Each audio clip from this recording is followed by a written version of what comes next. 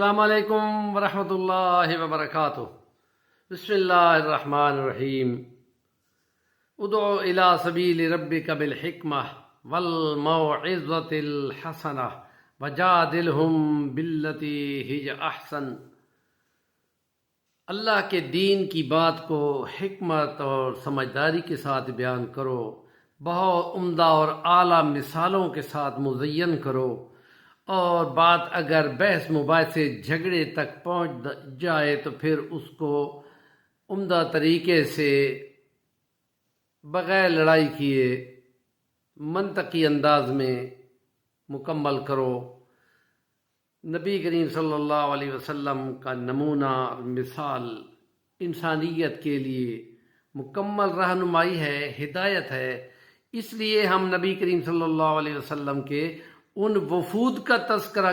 کر رہے ہیں جو 9-10 ہجری میں تمام عرب کے 140 وفد حاضر ہوئے تھے۔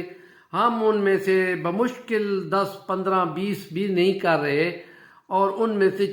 چیدہ باتوں کا تذکرہ کرتے ہوئے اپنے سامعین کے گوش گزار کر رہے ہیں کہ ان وفود کے ملنے میں جو نبی پاک نے حکمت اور تعلیم اور تزکیہ نفوس اور رہنمائی اور ان کے لیے دعائیں اور ان کی خدمت گزاری اور ان کو تحفے دینے، ان کو چاندی دینی، ان کو کھجوریں کھلانی، یہ وہ طریقے ہیں کہ جس میں نبی کریم صلی اللہ علیہ وسلم کا اپنا کردار اور اپنا بہترین اخلاق کا نمونہ اور تعلیم بہترین، کہ نبی پاک نے فرمایا تھا مجھ کو خدا نے معلم بنا کے بھیجا ہے۔ یعنی ہم یہ سمجھتے ہیں کہ وہ بادشاہ ہوں گے، بادشاہ تو حضرت سلیمان علیہ السلام، داؤد علیہ السلام سے گزرے ہیں، اور ہم نے یہ بھی پڑھا ہے کہ حضرت حاتم طائی کا بیٹا جب مسلمان ہوا تھا تو وہ نبی پاک کو جب دیکھنے پہنچا تھا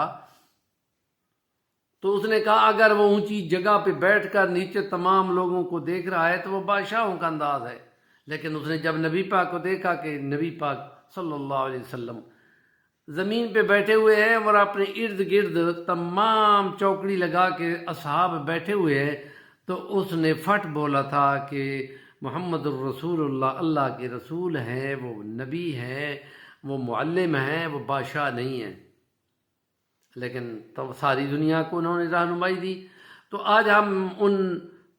وفود کے تذکرے میں 9 ہجری کے وفود میں ایک مخارب، ایک قبیلے کے 10 آدمیوں کا ذکر کرتے ہیں۔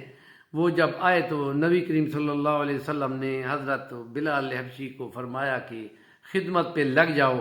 اور ان کو کہا کہ 3 دن تم یہاں رہو ہمارے پاس اور یہاں تعلیمات لو۔ اور پھر نبی کریم صلی اللہ علیہ وسلم نے ایک شخص کو دیکھا تو فرمایا کہ میں نے تمہیں پہلے کہیں دیکھا ہوا ہے۔ وہ فٹ بولتا ہے، وہ کہتا ہے یا رسول اللہ، بالکل جس وقت آپ مکے میں تبلیغ کر رہے تھے اور ان عکاظ کے بازاروں میں بھی آپ تلقین کرتے تھے، تو میں وہ بدبخت تھا جو سب سے پہلے اٹھ کر آپ کی مخالفت کی تھی اور آپ کے خلاف نازیبا انداز میں نے بولا تھا، اور بس یہ ہے کہ میری قسمت یہ ہے کہ میں اب آپ کے سامنے موجود ہوں، اور میرے ساتھ کے جتنے تھے وہ سارے فوت ہو گئے ہیں، اور اللہ کا شکر ہے کہ میں ایمان پہ آ گیا، مسلمان ہو گیا۔ حضور پاک نے فرمایا کہ سب کے دل اللہ کے قبضے میں ہیں۔ تو وہ شخص کہتا ہے یا رسول اللہ، میرے لیے دعا فرمائیں کہ اللہ پاک میری اس لغزش اور خطا اور میری بد زبانی کو جو آپ سے کی تھی اللہ پاک معاف فرما دے۔ نبی پاک صلی اللہ علیہ وسلم نے رہنمائی فرمائی کہ جب بندہ ایمان پہ آتا ہے اور کفر کو چھوڑتا ہے تو کفر کے ساتھ سارے گناہ ہی ختم ہو جاتے ہیں، اور صرف بالکل نیا دھلا دھلایا وہ بندہ ایمان پہ آ جاتا ہے، اور اس کے بعد جو نیکیاں کرتا ہے وہ پھر اس کے کام آتی ہے۔ پہلے والے تمام گناہ خدا اس کے ہٹا دیتا ہے۔ اور اس لیے نبی کریم صلی اللہ علیہ وسلم نے ان وفود کے بندوں کو 3 دن مہمان رکھ کر اور ان کو کھجوریں ان کی خدمت کرنے کے بعد وہ پھر روانہ ہوتے ہیں، اور ایسے آپ کے عمدہ اخلاق سے متاثر ہوتے ہیں کہ جو کہ نبی پاک صلی اللہ علیہ وسلم کا عملی نمونہ ہے۔ دنیا کے راہبر و رہنما تو ایسے فوم کے بنے ہوئے ہاتھوں کے ساتھ اور تازہ نکلی ہوئی کپاس کی طرح اجلے ہاتھوں سے ہوتے ہیں اور فوم کی طرح نرم۔ ہمارے پیغمبر صلی اللہ علیہ وسلم تو اپنے اصحاب کے ساتھ مل کے کام بھی کیا کرتے تھے، اور اپنے گھر میں آ کے ہانڈی کا آباد دفعہ چمچہ بھی ہلا دیا کرتے تھے، اور چیزیں گھر کی اٹھا کے ادھر ادھر بھی رکھا کرتے تھے۔ اور یہ نمونہ ہے ہمارے پیغمبر کا